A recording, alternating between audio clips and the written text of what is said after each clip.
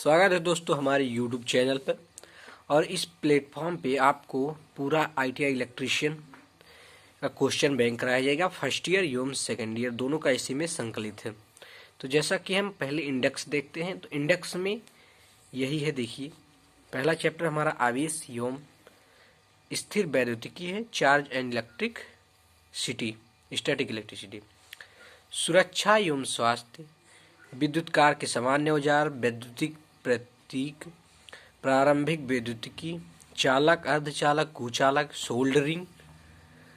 उसके बाद प्रतिरोधक है, डिष्ट धारा सिद्धांत है, संधारित्र है, प्रेरित्र है। उसके बाद प्रत्यावर्ती धारा सिद्धांत है, बहुकला प्रणाली है, विद्युत अपघट्य, सेल एवं बैटरी है, चुंबकत्व है, डिष्ट धारा मशीन है, डिष्ट धारा जनित्र है, डिष्ट धारा मोटर है, प्रत्यावर्तक है, परिणामित्र है, एकल कला मोटर है जिसके हम सिंगल फेज मोटर कहते हैं, और त्रिकला phase motor, three phase induction motor, त्रिकला तुल्यकालिक मोटर,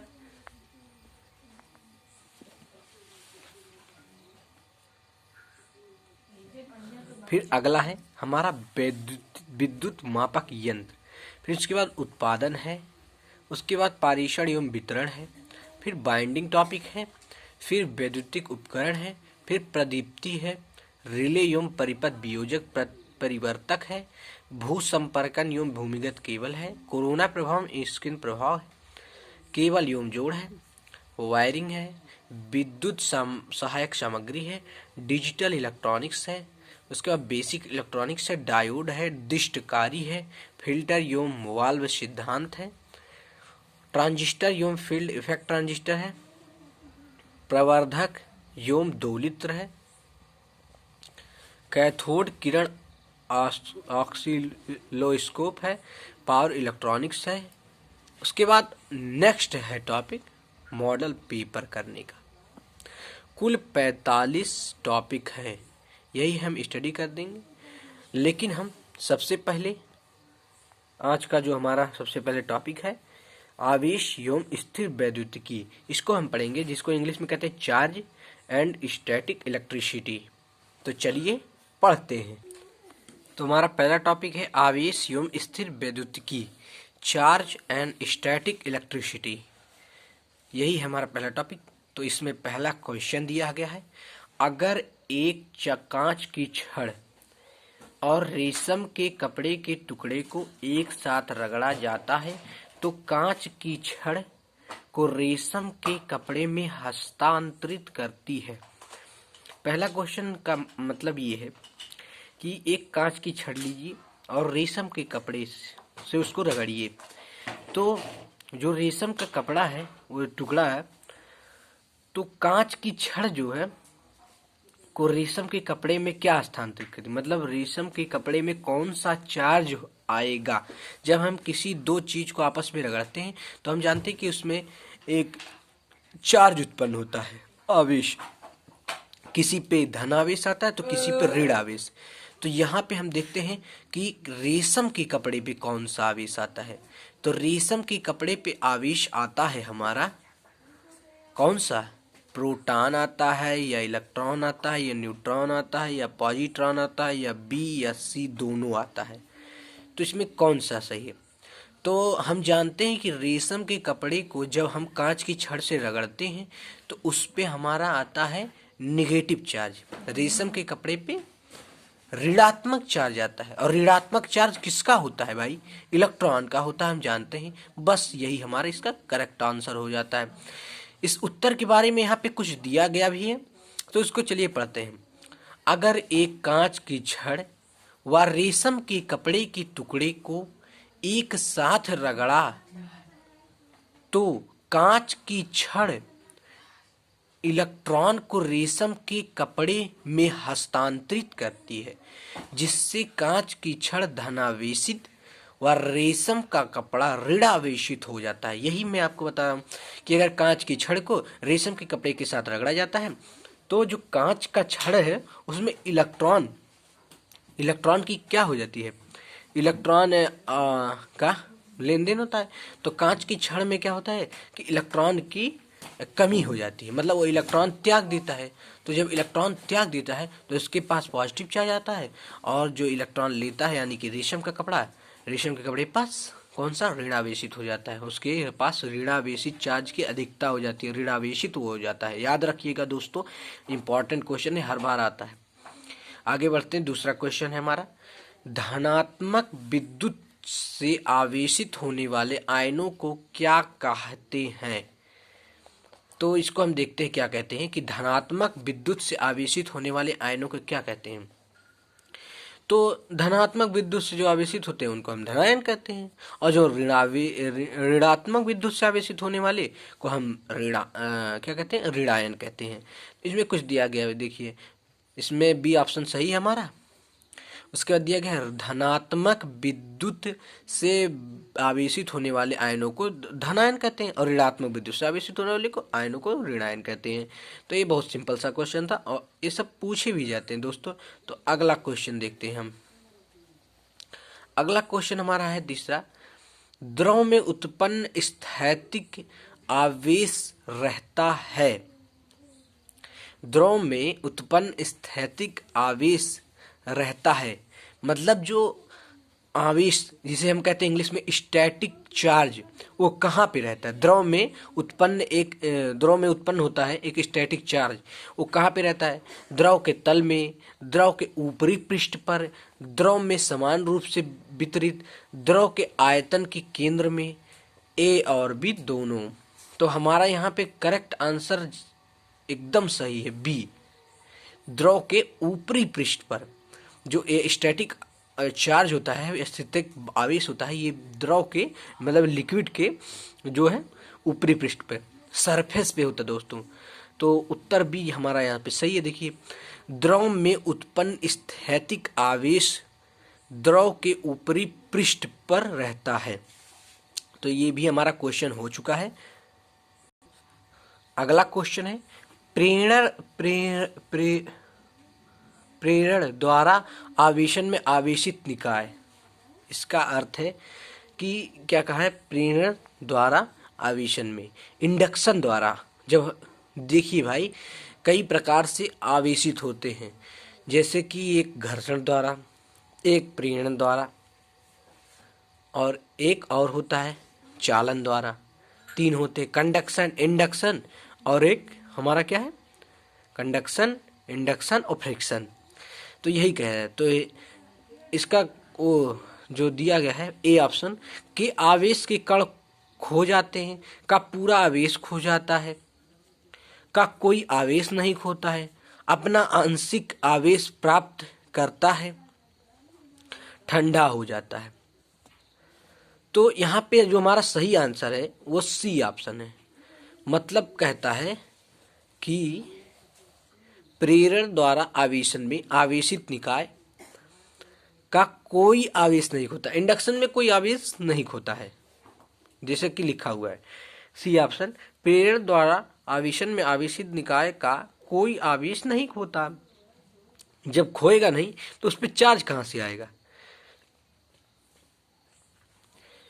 प्रेरण द्वारा आवेशन वह प्रक्रिया है जिसके अंतर्गत एक आवेशित वस्तु द्वारा अन्य आवेशित वस्तु पर स्पर्श किए बिना, हाँ यस, बिना इसमें स्पर्श किए ही, बिना विपरीत प्राकृतिक आवेश उत्पन्न कर दिया जाता है। क्या होता है, यह वह प्रक्रिया है जिसके अंतर्गत एक आवेशित वस्तु द्वारा, आवेशित वस्तु जो है उसके द्वारा अनावेशित वस्तु पर बिना किसी स्पर्श किए बिना ही विपरीत प्रकृति का आवेश उत्पन्न कर दिया जाता है। इसको कहते हैं हम क्या, प्रेरण द्वारा आवेशन। तो नेक्स्ट क्वेश्चन है हमारा, अगर +2q और -5q चार्ज वाले दो चार्ज किए गए पिंडों को संपर्क में लाया जाता है तो कुल चार्ज क्या होगा। यहाँ पे क्या होगा, तो अगर हम 5 मिलाते हैं तो क्या होगा बताइए। ये +2q है और ये -5q है। तो अगर हम 5 लाते हैं तो नेट चार्ज, जिसे हम इंग्लिश में कहते हैं क्या, नेट चार्ज, वो कितना होगा। तो नेट चार्ज बराबर होता है कि +2q और प्लस -5q। तो इसको अगर हम सॉल्व करते हैं तो 2q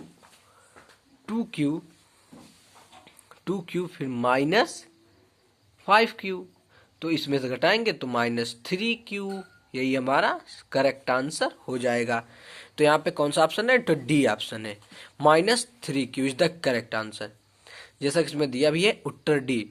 आवेश एक योज्य राशि मतलब एडिटिव है, एडिटिव क्वांटिटी जिसे कहते हैं एडिटिव क्वांटिटी इंग्लिश में। मतलब इसको हम जोड़ सकते हैं। I = I1 + I2, Q = Q1 + Q2। इसी को कहते हैं एडिटिव क्वांटिटी। अतः कुल चार्ज मतलब टोटल चार्ज, या जिसे हम कहते हैं नेट चार्ज इंग्लिश में, वही होगा। देखिए सॉल्व करके भी दिया है। तो हम अगले क्वेश्चन पे चलते हैं। तो अगला क्वेश्चन है हमारा, बल की विद्युत रेखा सदैव कहां पर आरंभ होती है? मतलब इसमें पूछा है कि बल की विद्युत रेखा सदैव कहां से आरंभ होती है और कहां अंत होता है। तो ए ऑप्शन दिया है, धनावेश और समान आवेश पर समाप्त होती है। धनावेश और अनंत तक जाती है। सी ऑप्शन है, धनावेश तथा अन्य अधनावेश तक जाती है। धनावेश तथा ऋणावेश पर समाप्त हो जाती है। ये सही ऑप्शन है, बिल्कुल सही है। जो विद्युत रेखा होती है, ये विद्युत रेखा जिसको हम कहते हैं इलेक्ट्रिकल फील्ड लाइन्स इंग्लिश में, विद्युत रेखा, ये पॉजिटिव से निकलती है, आरंभ होती है। तो वही हो, आरंभ कहाँ से होती है? धनावेश से। धनावेश से आरंभ हुआ, और इसमें एक पॉइंट और जोड़ दिया है क्वेश्चन में। और ये अंत कहाँ पे? तो समाप्त होता है ऋण आवेश पे, मतलब निगेटिव साइन जहाँ होगा वहीं पे अंत हो जाएगा। यही इसकी खासियत होती है कि शुरुआत इसकी प्लस से होती है धनावेश से, और ऋण आवेश पे खत्म समाप्त भी हो जाता है। चलिए, यही सही आंसर हमारा डी, धनावेश से आरंभ होती है और ऋणावेश पर समाप्त होती है। तो नेक्स्ट अब इसमें देखते हैं क्या लिखा है।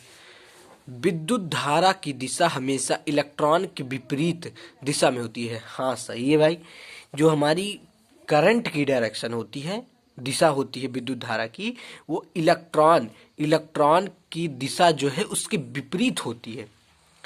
कोई भी सर्किट है, जैसे यही सर्किट हमारा दिया गया है, मान लीजिए बल्ब लगा हुआ है, यही इलेक्ट्रिकल सर्किट है हमारा।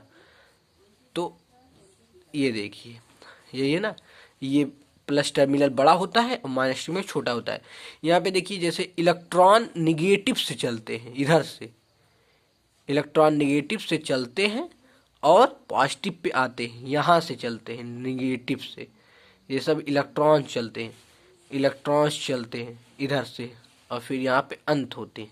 लेकिन यह कह रहा है जो इलेक्ट्रॉन की दिशा है, यही निगेटिव से पॉजिटिव, ऋणावेश से धनावेश। लेकिन जो करंट की डायरेक्शन होती है वो यहाँ से होती है पॉजिटिव। प्लस वाला क्या है? बड़ा वाला पॉजिटिव है, यही है धनावेश। धनावेश से जाते हैं करंट और ऋणावेश पे समाप्त होती है। तो जो करंट धारा की दिशा है वो धन आवेश से ऋण आवेश। इस प्रकार विद्युत धारा की दिशा और इलेक्ट्रॉन की दिशा दोनों ही उल्टा होती है। विद्युत धारा की दिशा ऋण आयन की ओर होती है, सही है, ऋण आयन की ओर होती है, मतलब वहीं पे फिर अंत होगा, उसी की ओर, मतलब धन आयन से निकल और उसी की ओर चलती जाता है, बस सिंपल है। तो चलिए हम अगला क्वेश्चन देखते हैं क्या है। एक इलेक्ट्रॉन का चार्ज कितना होता है, ये बताइए भाई आप सभी। ये हम लोग कब पढ़ते हैं? ये हम लोग जब 10th में रहते हैं, 9th में भी कहीं कहीं मिल जाता है पढ़ने को, और फिर जीके जनरल, जीएस, सभी में क्वेश्चन आम है, पूछे जाते हैं ये। तो देखिए यहाँ पे क्या सही ऑप्शन है, एक इलेक्ट्रॉन का चार्ज कितना होता है, तो एक इलेक्ट्रॉन पर चार्ज कितना होता है, तो 1.6 इंटू 10⁻⁻19 कूलम्ब, यही आपका सही जवाब है। इसके अलावा जितने भी ऑप्शन है सब गलत हैं। यहाँ देखिए ये ऑप्शन गलत, यहाँ देखिए ये भी गलत है, यहाँ देखिए 10⁻⁻5 है गलत है, यहाँ पे 10⁻9 है गलत है, ये देखिए यहाँ पे सही है 1.602। हम 02 को निगलेक्ट भी कर सकते हैं, कहीं कहीं लिखा हुआ तो कहीं कहीं नहीं लिखा हुआ, तो इससे मत घबराइए। इस पावर को देखिए 10⁻⁻19 कूलम्ब, ये हमारा करेक्ट आंसर है। अब चलिए देखते हैं क्या लिखा है। इलेक्ट्रॉन का चार्ज इक्वल 1.6 इंटू 10⁻⁻19 कूलम्ब। अब यही देखिए ये इलेक्ट्रॉन का चार्ज है, और जो एक प्रोटॉन पे चार्ज कितना होता है, तो बस कुछ नहीं, इसी के आगे आप प्लस लगा दीजिए 1.602 इंटू 10⁻⁻19 कूलम्ब, बस यही आपका सही है। और न्यूट्रॉन क्या होता है, न्यूट्रॉन हम शुरू से पढ़ते आते हैं, न्यूट्रल होता है।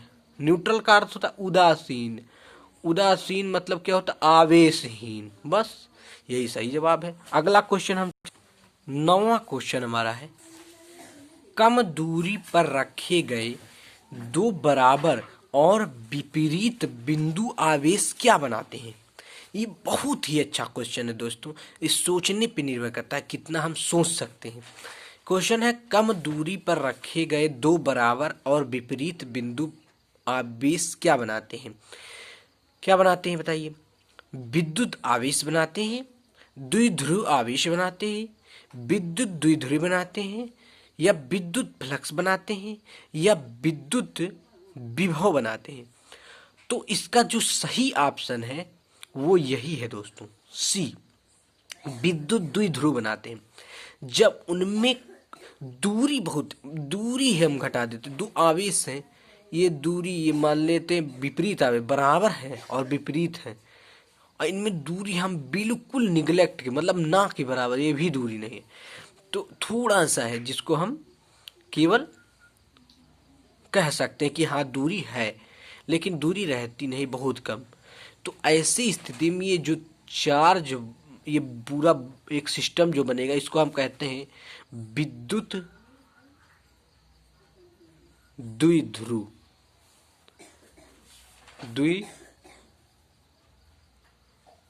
द्विध्रुव, इसको हम कहेंगे विद्युत द्विध्रुव।